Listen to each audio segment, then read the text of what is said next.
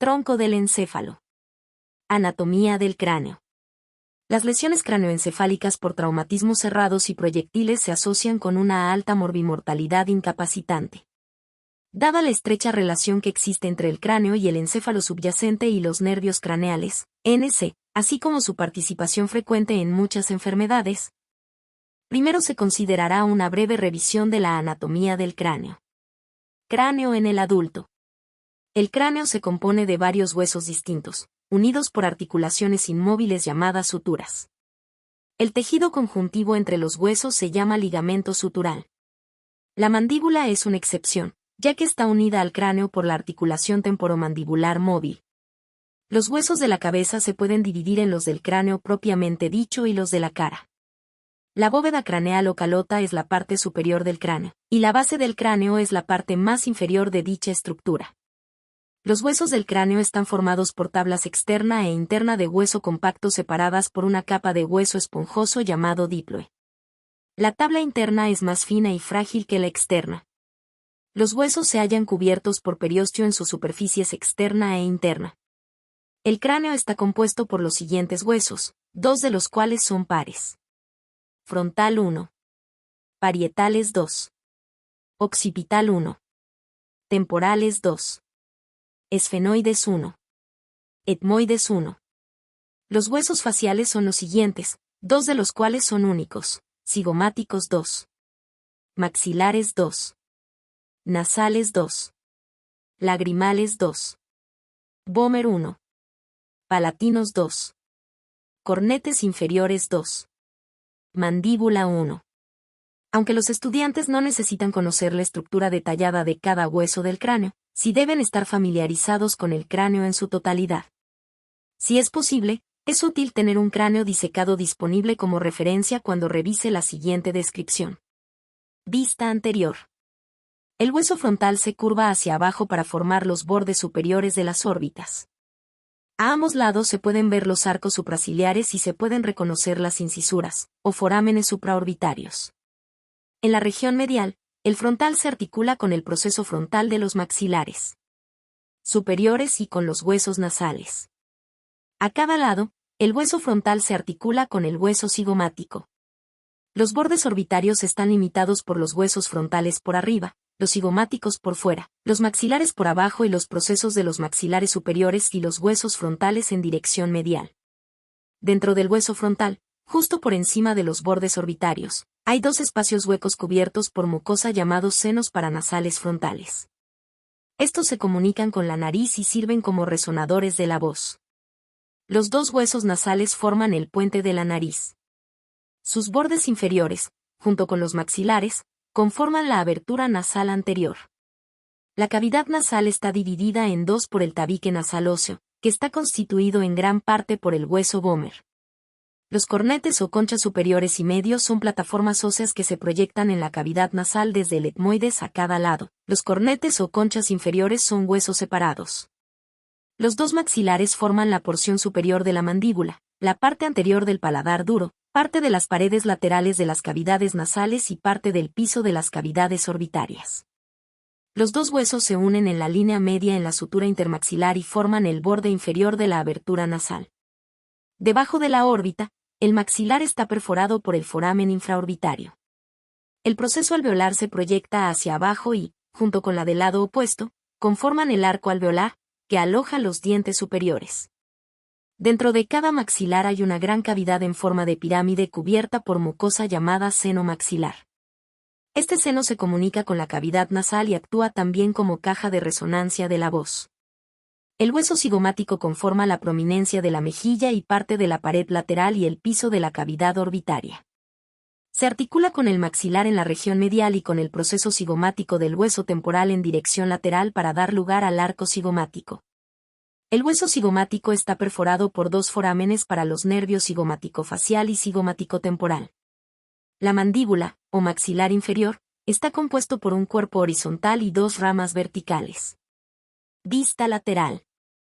El hueso frontal forma la parte anterior del costado del cráneo y se articula con el hueso parietal en la sutura coronal.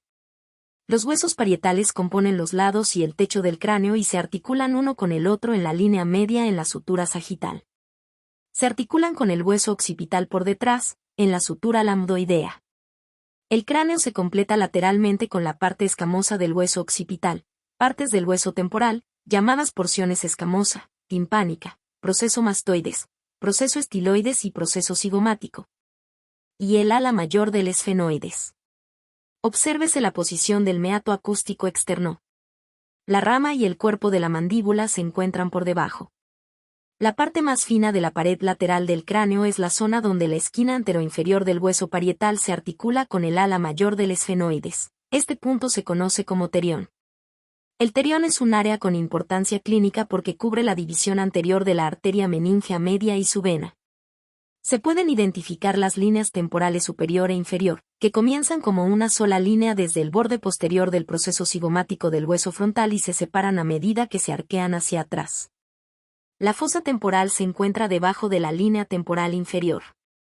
La fosa infratemporal se encuentra debajo de la cresta infratemporal en el ala mayor del esfenoides. La fisura pterigomaxilar es una fisura vertical situada dentro de la fosa entre el proceso pterigoides del hueso esfenoides y la parte posterior del maxilar. Conduce en dirección medial a la fosa pterigopalatina. La fisura orbitaria inferior es una fisura horizontal entre el ala mayor del esfenoides y el maxilar. Comunica en sentido anterior con la órbita. La fosa pterigopalatina es un pequeño espacio debajo y por detrás de la cavidad orbitaria. Se comunica por fuera con la fosa infratemporal a través de la fisura pterigomaxilar, en dirección medial con la cavidad nasal a través del foramen esfenopalatino, por arriba con el cráneo a través del foramen redondo, y por delante con la órbita a través de la fisura orbitaria inferior. Vista posterior. Desde arriba se ven las partes posteriores de los dos huesos parietales junto con la sutura sagital. Desde abajo, los huesos parietales se articulan con la parte escamosa del hueso occipital en la sutura lambdoidea. A cada lado, el hueso occipital se articula con el hueso temporal. En la línea media del hueso occipital hay una elevación rugosa denominada protuberancia occipital externa, que proporciona inserción a los músculos y el ligamento de la nuca. A ambos lados del puente se extienden las líneas nucales superiores en dirección lateral hacia el hueso temporal. Vista superior. Por delante, el hueso frontal, véase Fig 5-4b, se articula con los dos huesos parietales en la sutura coronal. A veces, las dos mitades del hueso frontal no se fusionan y dejan una sutura metópica en la línea media. En la parte posterior, los dos huesos parietales se articulan en la línea media en la sutura sagital. Vista inferior. Si se extrae la mandíbula, se ve que la parte anterior de esta sección del cráneo está formada por el paladar duro, Fig 5-5. Se pueden identificar los procesos palatinos del maxilar y las láminas horizontales de los huesos palatinos. En la línea por delante está la fosa incisiva y el foramen incisivo, por detrás y por fuera, los forámenes palatinos mayor y menor. Por encima del borde posterior del paladar duro se observan las coanas, aberturas nasales posteriores. Se encuentran separadas por el borde posterior del vómer y limitadas por fuera por las láminas pterigoideas mediales del esfenoides. El extremo inferior de la lámina pterigoidea medial se prolonga como una espina curva de hueso, el gancho pterigoideo. En la parte posterolateral de la lámina pterigoidea lateral, el ala mayor del esfenoides está atravesada por el gran foramen oval y el pequeño foramen espinoso. En la zona posterolateral del foramen espinoso está la espina del esfenoides. Detrás de la espina del esfenoides, en el intervalo entre el ala mayor del esfenoides y la parte petrosa del hueso temporal, hay un surco para la porción cartilaginosa de la tuba auditiva. Se puede identificar la apertura de la parte ósea de la trompa. La fosa mandibular del hueso temporal y el tubérculo articular forman las superficies articulares superiores para la articulación temporomandibular. La separación de la fosa mandibular de la lámina timpánica por detrás es la fisura escamotimpánica, a través de cuyo extremo medial sale la cuerda del tímpano de la cavidad timpánica. El proceso estiloides del hueso temporal se proyecta hacia abajo y hacia adelante desde su cara inferior.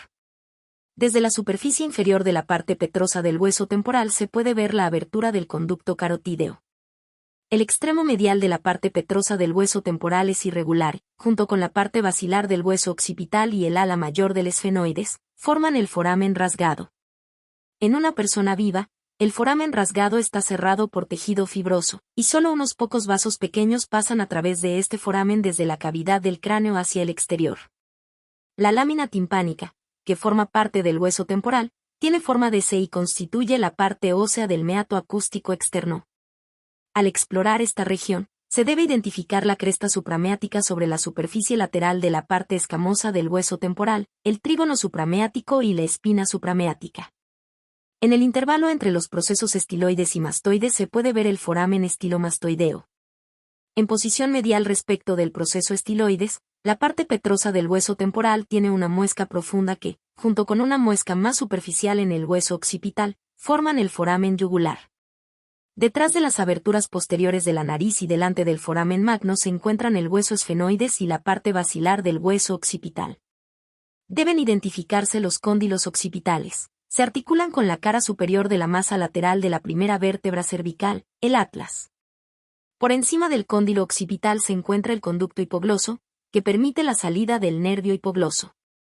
Por detrás del foramen magno en la línea media se encuentra la protuberancia occipital externa. Cráneo en el neonato. El cráneo en el neonato, en comparación con el adulto, es desproporcionadamente grande en relación con la cara. En la niñez, el crecimiento de la mandíbula, los senos maxilares y los procesos alveolares de los maxilares produce un gran aumento de la longitud de la cara. Los huesos del cráneo son lisos y unilaminados, sin diploe. La mayoría de los huesos del cráneo están osificados al nacer, pero el proceso es incompleto y los huesos se pueden mover unos sobre otros, conectados por tejido fibroso o cartílago. Los huesos de la bóveda o calota no están estrechamente unidos en las suturas, como en el adulto, sino que están separados por espacios membranosos cortos llamados fontanelas. Clínicamente, las fontanelas anterior y posterior son las más importantes y se exploran fácilmente en la línea media de la bóveda. La fontanela anterior tiene forma de diamante y yace entre las dos mitades del hueso frontal por delante y los dos huesos parietales por detrás. La membrana fibrosa que forma el piso de la fontanela anterior es reemplazada por hueso y se cierra a los 18 meses de edad. La fontanela posterior es triangular y yace entre los dos huesos parietales por delante y el occipital por atrás. Al final del primer año, la fontanela suele estar cerrada y ya no se puede palpar. La porción timpánica del hueso temporal es un anillo en forma de C al nacer, comparada con una lámina curva en forma de C en el adulto. El proceso mastoides no se encuentra al nacer y se desarrolla luego en respuesta a la tracción del músculo esternocleidomastoideo cuando el niño mueve su cabeza. La mandíbula tiene mitades derecha e izquierda al nacimiento, unidas en la línea media por tejido fibroso. Las dos mitades se fusionan en la sínfisis mentoniana al final del primer año.